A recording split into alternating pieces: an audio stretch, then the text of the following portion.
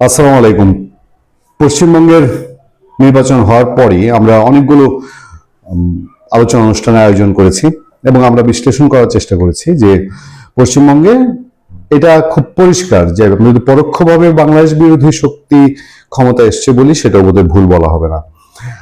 আর যদি আরো স্পেসিফিক করে বলি তাহলে সেটা হবে যে বাংলাদেশের রাজনীতির প্রেক্ষাপটে আওয়ামী লীগের সাথে তুলনামূলক ভালো সম্পর্ক সেরকম একটা দল ক্ষমতা এসছে এবং যারা আমি যেটাকে পরোক্ষভাবে বাংলাদেশ বিরোধী বলছি সেটা এই সেন্স যে শুভেন্দু অধিকারী পুরোপুরি সনাতন ধর্মাবলম্বী এবং হিন্দু ধর্মাবলম্বীদের তাদের নেতা নিজে তার বক্তৃতা বিবৃতিতে এটা স্পষ্ট করেছেন এবং বিজেপি হিন্দুদের দল। ফলে বাংলাদেশ যেহেতু মুসলিম দেশ এবং শুভেন্দু অধিকারী তার কথায় কথায় মুসলিমদের সবাইকেই জামাত হিসাবে ট্রিট করেন।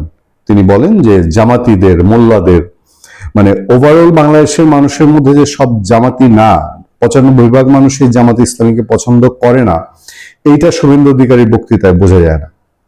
শুভেন্দু অধিকারী পশ্চিমবঙ্গের মুখ্যমন্ত্রী এবং তার রাজনীতির পুরো স্ট্যান্ডবাজিটাই বাংলাদেশ পরোক্ষভাবে বাংলাদেশে এখন যারা শাসন ক্ষমতায় বা ডক্টর ইউনূস সরকার ছিলেন তার বিরোধী অবস্থান থেকে। এবং পশ্চিমবঙ্গের নির্বাচনে শেখ হাসিনা, আওয়ামী লীগ এই ইস্যুগুলোকে বিজেপি কাজে লাগাতে পেরেছে। পত্রপত্রিকায় স্পষ্ট নিউজ হয়েছে যে যেভাবে বাংলাদেশ ইস্যু, আওয়ামী লীগ ইস্যু এবং শেখ হাসিনা ইস্যুকে বিজেপি পশ্চিমবঙ্গের নির্বাচনে কাজে লাগালো, এরকম বহু আলোচনা হচ্ছে। আমাদের আলোচকরা পশ্চিমবঙ্গের নির্বাচনের পর আমাদের শোতে এসে তারা ওভারঅল সমস্ত পরিস্থিতি মিলিয়ে বলেছেন যে বাংলাদেশের সাথে যে একটা ভারতের ভালো সম্পর্ক হওয়ার প্রক্রিয়া শুরু হয়েছিল এটা কোথায় যেন সামান্য কিছু হোঁচট খেয়েছে।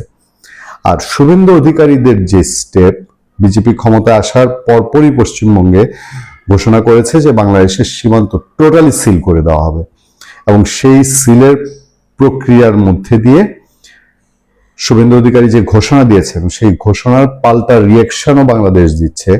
শুভেন্দু অধিকারীর ঘোষণাটা হচ্ছে বাংলাদেশ সীমান্তে বেড়া নির্মাণে বিএসএফ কে জমি দিচ্ছে পশ্চিমবঙ্গ মাত্র 45 দিনের মধ্যে। বাংলাদেশ লাগোয়া সীমান্তে বেড়া নির্মাণের জন্য আগামী 45 দিনের মধ্যে ভারতের সীমান্তরক্ষী বাহিনী বিএসএফ এর কাছে জমি হস্তান্তরের ঘোষণা দিয়েছেন পশ্চিমবঙ্গ রাজ্যের নবনির্বাচিত মুখ্যমন্ত্রী শুভেন্দু অধিকারী।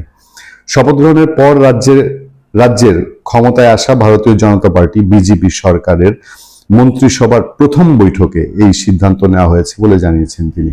মানে তারা কতটা প্রায়োরিটি দিচ্ছে যে মন্ত্রিসভার প্রথম বৈঠকে বসেই তারা আগে বাংলাদেশ সীমান্ত সিল করার পদক্ষেপ নিয়েছে। এই সীমান্তে জমি অধিগ্রহণ নিয়েই তৃণমূল কংগ্রেস মানে মমতা ব্যানার্জির সাথে মূল ফাইটটা ছিল বিজেপির এবং সেই ফাইটে স্বাভাবিকভাবেই এখন বিজেপিকে পশ্চিমবঙ্গের মানুষ ম্যান্ডেট দিয়েছে। তৃণমূল কংগ্রেস এখানে পিছু হটেছে এবং এই জমি স্থানান্তর যে হবে এইটা তাদের বিজেপির আগেই ঘোষণা দেয়া। সোমবার মন্ত্রিসভার বৈঠকে মুখ্যমন্ত্রী শুভেন্দু অধিকারী নেতৃত্বাধীন পশ্চিমবঙ্গের বিজেপি সরকার অন্তত 6টি সিদ্ধান্ত গ্রহণ করেছে। এর মধ্যে অন্যতম বড় সিদ্ধান্ত অবৈধ অনুপ্রবেশ রোধ ও সীমান্ত সুরক্ষায় বাংলাদেশ সীমান্ত লাগোয়া এলাকায় কাঁটাতারের বেড়া নির্মাণের জন্য দেশটির সীমান্তরক্ষী বাহিনী বিএসএফ এর কাছে জমি হস্তান্তর। পশ্চিমবঙ্গ বিজেপির নির্বাচনী প্রচারণার মূল ইস্যুই ছিল বাংলাদেশ সীমান্তে বেড়া নির্মাণ এবং অবৈধ অনুপ্রবেশকারীদের প্রত্যাবর্ষণ। মানে নির্বাচনের মূল ইস্যুটাই ছিল এটা। সদ্য ক্ষমতা থেকে বিদায় নেওয়া মমতা বন্দ্যোপাধ্যায় তৃণমূল কংগ্রেস সরকারের বিরুদ্ধে আন্তর্জাতিক সীমান্ত রক্ষিত রাখার অভিযোগ করেছিল বিজেপি। কট্টর হিন্দুবাদী এই দল অভিযোগ করে বলেছিল সীমান্ত নিরাপত্তা ব্যবস্থা দুর্বল থাকায় বাংলাদেশ থেকে অনেক অবৈধভাবে অনুপ্রবেশ করেছে এবং ভোটের রাজনীতির স্বার্থে তাদের পরিচয় গোপন রেখে তৃণমূল কংগ্রেস বসবাসের সুযোগ করে দিয়েছে। স্বাভাবিকভাবে বাংলাদেশি যারা পশ্চিমবঙ্গে গিয়েছে এবং মুসলমান ধর্মাবলম্বীরা তারা তৃণমূল কংগ্রেস এবং মমতা ব্যানার্জির একেবারে বলতে পারেন যে চোখ বন্ধ করে ভক্ত ছিল। একটা কথা সঠিক যে বাংলাদেশ থেকে লোক যায়, কিন্তু একেবারে যে বানের পানির মতন ইন্ডিয়ায় চলে যাচ্ছে, ইন্ডিয়া এমন কোনো আগ্রহের দেশ না যে বানের পানির মতো যেতে হবে। এটা সচরাচর বিভিন্ন দেশের বর্ডার এলাকায় যে ক্রাইসিস হয় বাংলাদেশের সঙ্গে সেই একই রকম ক্রাইসিস। বাংলাদেশ থেকে সাধারণত চোরা কারবারি এবং নিম্নবিত্ত মানুষ, খুবই নিম্নবিত্ত, যারা ধরেন রাজমিস্ত্রি কাজ করে। আমার পরিচিত একটা এলাকা আছে, একটা গ্রাম আছে, যে এলাকার এমন কোনো যুবক নাই ত্রিপুরা সীমান্ত দিয়ে পার হয়ে ভারতের হয় কয়লা খনি না হলে গাজার চাষ, এই দুই জায়গায় শ্রমিক হিসেবে কাজ করে না।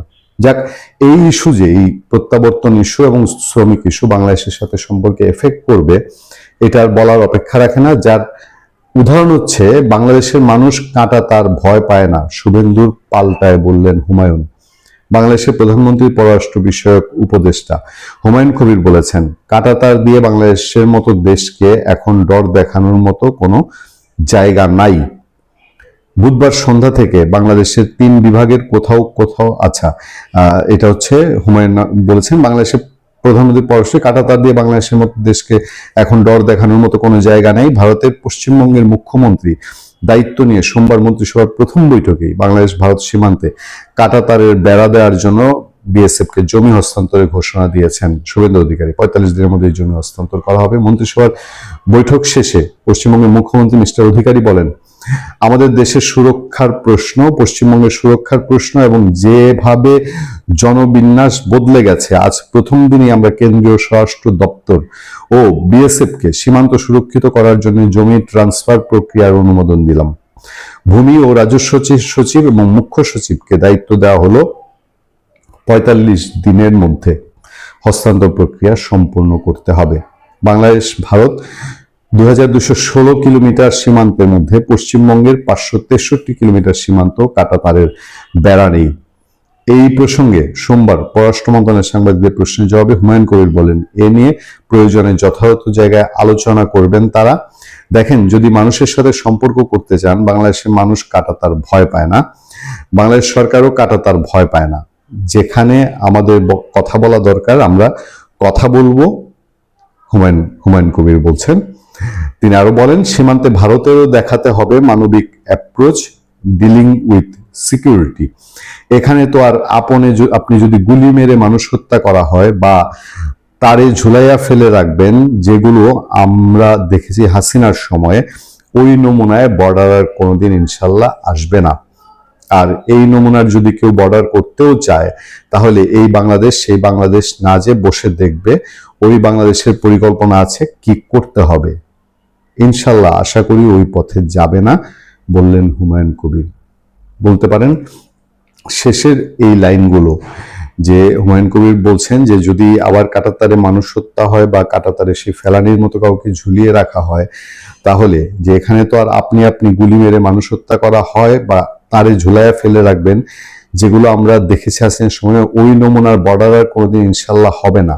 আর ওই নমুনার যদি কেউ বর্ডার করতেও চায়, তাহলে এই বাংলাদেশ সেই বাংলাদেশ না যে বসে দেখবে, ওই বাংলাদেশের পরিকল্পনা আছে কি করতে হবে। নিশ্চিতভাবেই একটা ভিন্ন রকম ইঙ্গিত। বাংলাদেশ তার শক্তি প্রদর্শন করবে, আমরা কি সেরকম ধরে নিতে চাই ভারতের সঙ্গে? বা যদি ওইরকম সিচুয়েশন হয়, তাহলে বাংলাদেশ কি ভারতের সঙ্গে যুদ্ধে যাবে? বা বিএসএফ এর সাথে বহুবার বাংলাদেশের বিজিবি বা তৎকালীন বিডিআর এর সংঘাত সংঘর্ষের ঘটনা ঘটেছে। শেখ হাসিনার 96 শাসনামলে সবচেয়ে ভয়াবহ সংঘর্ষ হয়েছে। এখন বর্ডার কি এই কাঁটাতারের বেড়া দেয়া নিয়ে অস্থির হবে কিনা? দেখেন, ইন্ডিয়া যখন প্রথম কাঁটাতারের বেড়া দেয় বা মিয়ানমার যখন কাঁটাতারের বেড়া দেয়, স্বাভাবিকভাবে সীমান্তে অস্থিরতা দেখা দিয়েছিল। এবার কি আবার আমরা সেরকম কোনো কিছু আশঙ্কা করছি কিনা? ভালো থাকবেন, সুস্থ থাকবেন। আপনার সাথে আমি আতিক রহমান, পূর্ণিয়া।